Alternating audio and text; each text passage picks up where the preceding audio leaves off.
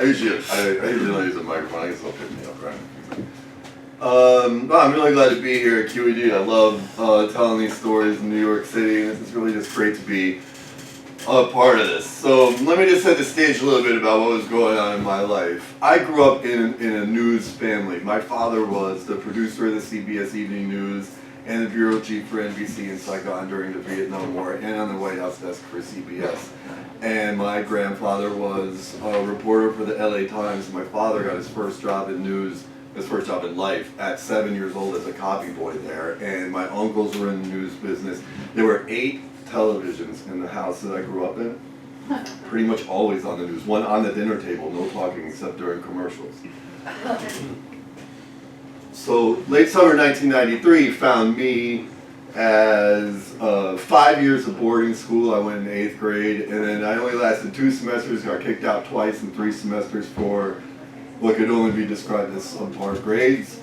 And that left me working at Tower Records in Yonkers, living with my parents in Westchester, kind of with nothing to do. Meanwhile, New York City was undergoing a scourge of historic violence fueled by crack. There was racial tensions. There were 2,420 murders in New York City in 1993, which is 6.3 a day, every day. But you can't have a third of a murder, so that means that there were 6 murders every day, except for every third day when there were 7. And 2 police precincts in the city, the 7-3 and the 7-5, that police, Cypress Hills, Brownsville, and East New York, had a murder every 62 hours.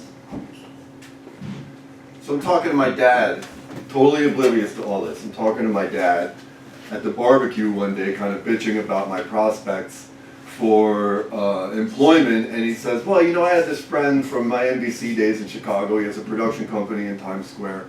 I'm not exactly sure what he does there, but I'll give him a call. And he does. I go for an interview, and it turns out that the guy is like a cutout of a television news guy. Everything he says is like for copy. Like everything he says is like that. And he basically explains that they do like celebrity fluff pieces about haircuts and who's dating who and stuff like that in the daytime. But at night they shot breaking news on spec. It's an industry called stringing, where after 11 o'clock the union crews would get off work. So it was cheaper for the stations to buy a tape from this guy than it was to keep a 3-person union crew at triple golden time all night, every night, in case something happened. His guy was going back to Boston.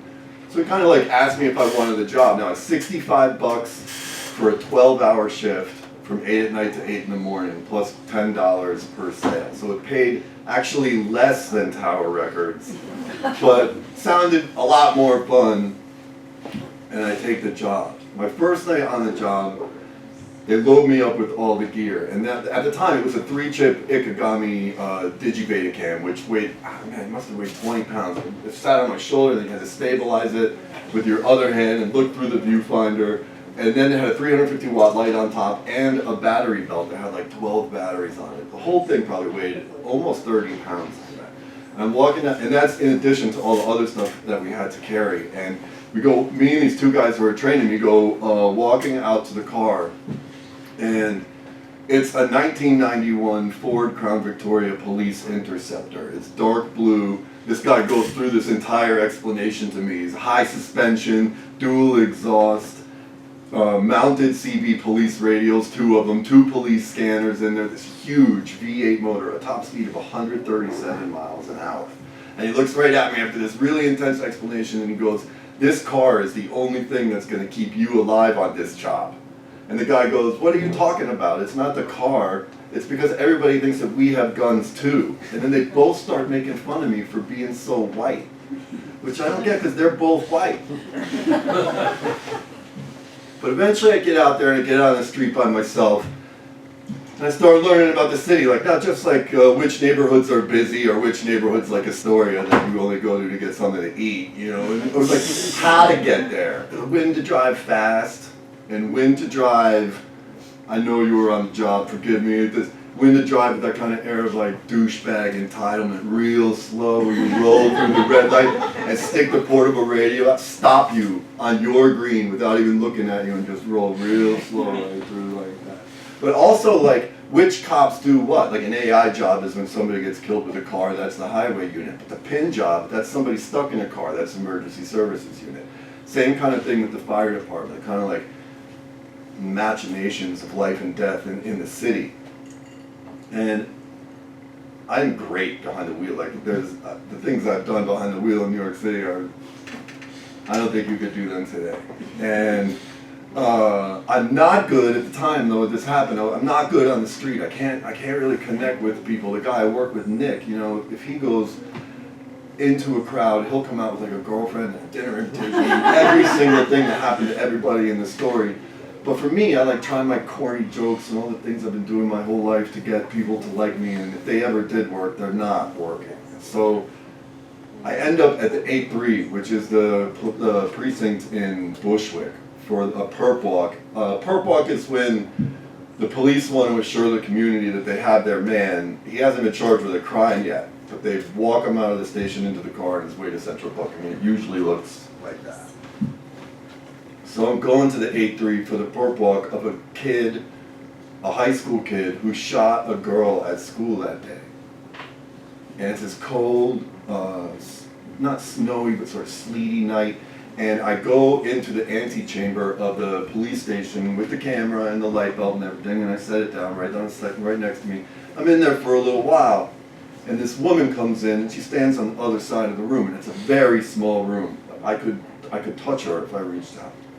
And she has a West Indian accent when she finally starts talking, and she says, "What are you doing here?" Which is a question I'm pretty used to people asking me. Pretty much everybody asks me that everywhere I go.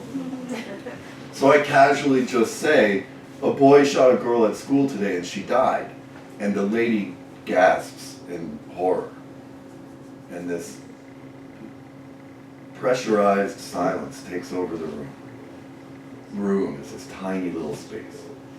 And it just keeps getting more and more intense. And I start to think, you know, I think I just told this woman that her daughter was murdered at school today.